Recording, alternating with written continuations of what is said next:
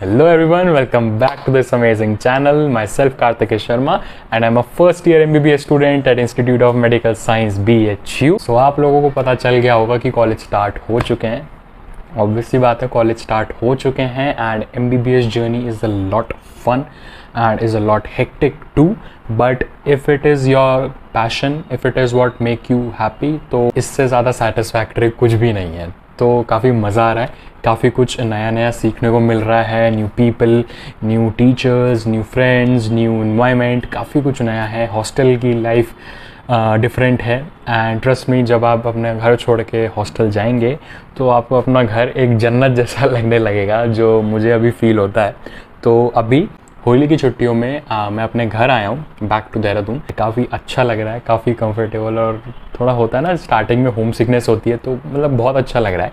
So as you guys already know कि NEET at least आपका between June and July expected है. So अभी I really want to tell you few things जो बहुत ज़्यादा important हैं and many of you also asked it from me. ये कुछ चीज़ें हैं जो मैंने करी थी एंड जो आपको करनी है, एंड कुछ ऐसी भी चीज़ें हैं जो नहीं करनी है. कैसे करनी है वो मैं बता रहा हूँ and it is a very much important video जो आपको कुछ ना कुछ सिखाएगी. So yes, without any delay let's get started. पहली ऐसी बात जो आपको ध्यान रखनी है कि majority of you might have completed your syllabus at least 1 to 2 times. So अभी क्वेश्चंस दबा के सॉल्व करना है, जितने ज़्यादा हो सकते हैं सॉल्व करना है. एक और बात ध्यान रखनी है, ज़्यादा का ये मतलब नहीं कि आप जस्ट करे जा रहे हो बिना सॉल्यूशन आंसर देखे हुए.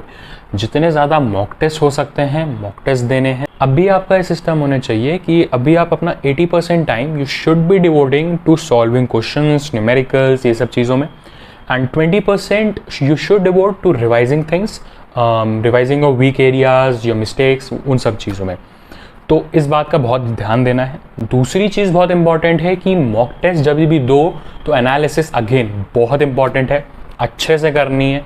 अगर मिस्टेक बुक बना रहे हो तो मिस्टेक बुक को प्रॉपर मेंटेन करना है एंड मॉक टेस्ट की गलतियां देखनी है, अपने वीक एरियाज मेक आउट करने हैं, उनका आगे आप कैसा रिवाइज कर रहे हैं उनका आपको चार्ट बनाना है. वो सब चीज़ें मैंने आपको पहले बता रखी हैं. Analysis is very much important now. तीसरी चीज़ इज़ फॉर स्टूडेंट्स जिन्होंने अपना सिलेबस 2, 3, 4, 5 बार अभी ख़त्म हो चुका है, तो उनके लिए एक बात बताना चाहूँगा, do not try antegrade approach now.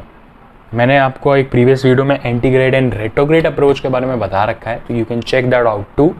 अभी you have to practise question in a retrograde mode, right. मतलब अभी आपको पूरा चैप्टर नहीं पढ़ना. सपोज अगर मैं इलेक्ट्रोस्टैटिक वाला चैप्टर पढ़ रहा हूँ या और बायो में अगर मैं बायोलॉजी इन ह्यूमन वेलफेयर वाले पूरी यूनिट रिवाइज कर रहा हूँ, तो मैं पूरे चैप्टर नहीं पढ़ूंगा.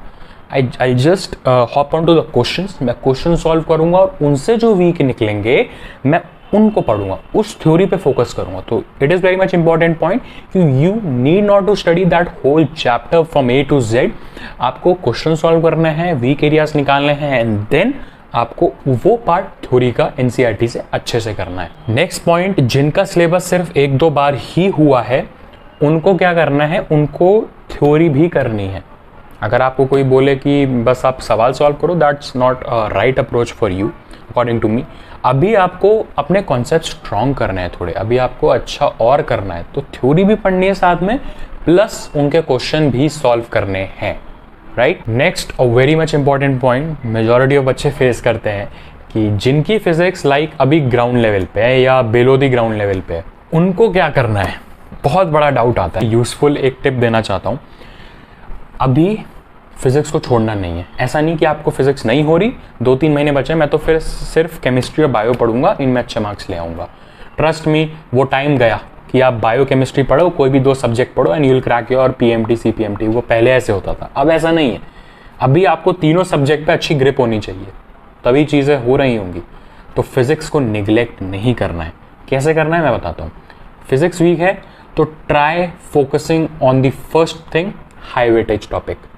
हाई वेटेज में आते हैं मैकेनिक्स, मॉडर्न फिजिक्स, तो ये सब आपको अच्छे से करना है, right.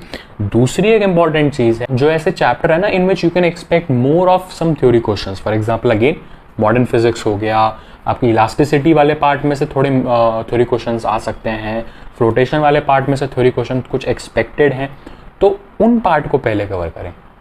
Because theory question have high probability of being correct. So ऐसे पोर्शंस को पहले पढ़ना है जो इजी हैं, हाई वेटेज्ड हैं, उनको सबसे पहले अपने अंडर लेना है। अगली बहुत इंपॉर्टेंट बात, नई चीज़ें नहीं पढ़नी, बिल्कुल भी नहीं पढ़नी।